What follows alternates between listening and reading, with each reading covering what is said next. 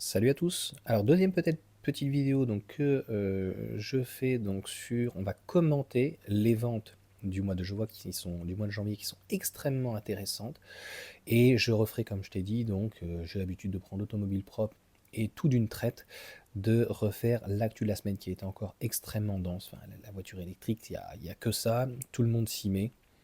Donc voilà, c'est n'arrête pas. Donc très intéressant.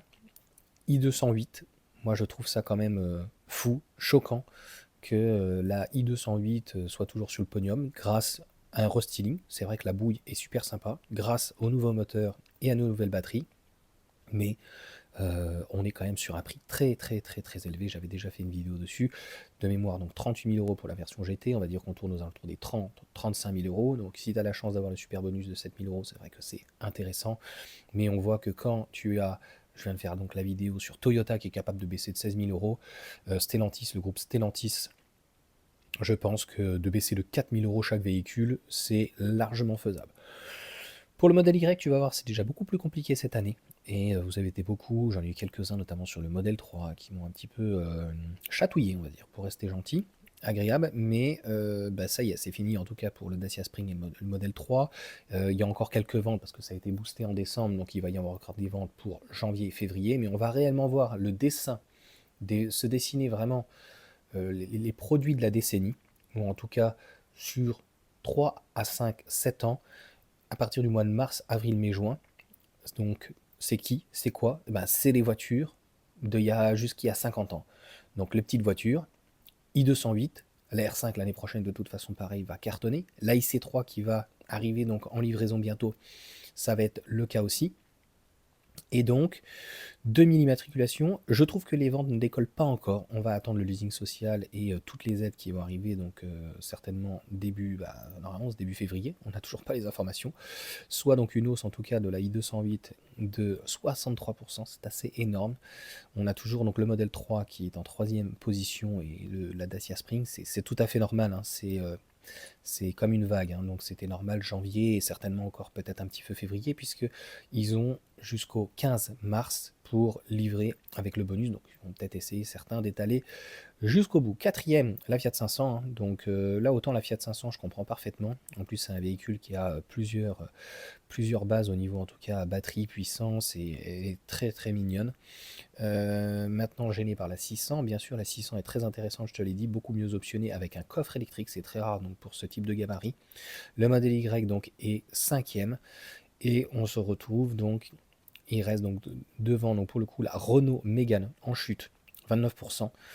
Oui, ça va pas tout faire malheureusement. La Mégane a plu l'année dernière, mais les citadines arrivent. Donc obligatoirement, qui va reprendre le lead? C'est les citadines. R5, IC3 et I208. Derrière viendra les compacts. Juste derrière viendra donc type SUV, donc modèle Y. Donc ça va être très dur en tout cas pour Tesla en France cette année. Un petit peu chatouillé, donc Renault quand même, donc la MG4 juste après, avec 924 véhicules. Et on va avoir le Kia Niro quand même qui marche pas mal avec le iX1 et la Twingo, mais la Twingo malheureusement, va falloir l'arrêter ils vont la continuer, mais la Twingo va être limite plus chère que la R5. C'est quand même un truc de dingue. Désormais les chips donc au bonus, le SUV allemand bien sûr, iX1 donc 467 et iX3. Donc R5, comme tu le sais d'ailleurs, c'est le châssis de la Clio revu. Encore une fois, les châssis, ça ne coûte en termes de développement pas que dalle, mais très peu de développement. Les batteries de toute façon aujourd'hui sont là amorties, elles sont développées, elles sont amorties, et les moteurs aussi, hein, clairement, sont amortis, donc il faut qu'ils arrêtent leurs bêtises. i308, ce n'est pas que c'est une mauvaise voiture, c'est une très bonne voiture. C'est une vraie Peugeot, elle a une gueule. 201 ventes pour le mois de janvier. Mais c'est tout à fait normal. ID3, c'est pareil. C'est quoi ces compacts qui sont à 50 000 euros? C'est juste inacceptable. Opel Mokka, je comprends pas. Il y a eu beaucoup d'offres dessus. La Nissan Leaf, aujourd'hui, malheureusement, c'est un petit peu un dinosaure, quoi. Voilà, le véhicule est un petit peu daté, comme la Zoé. Donc il va falloir attendre, normalement, la prochaine, je crois que normalement il n'y a plus de Leaf, hein, ça va être la Micra qui va revenir sur le devant de la scène avec la R5. Voilà pour cette petite information. En tout cas, c'est hyper intéressant de voir qu'on commence l'année d'une manière complètement différente.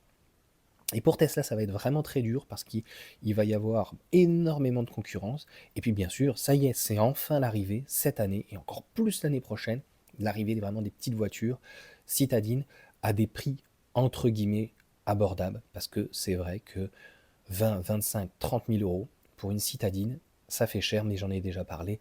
On peut quand même amortir un véhicule aujourd'hui électrique. C'est quand même très très très intéressant quand on peut le recharger chez lui.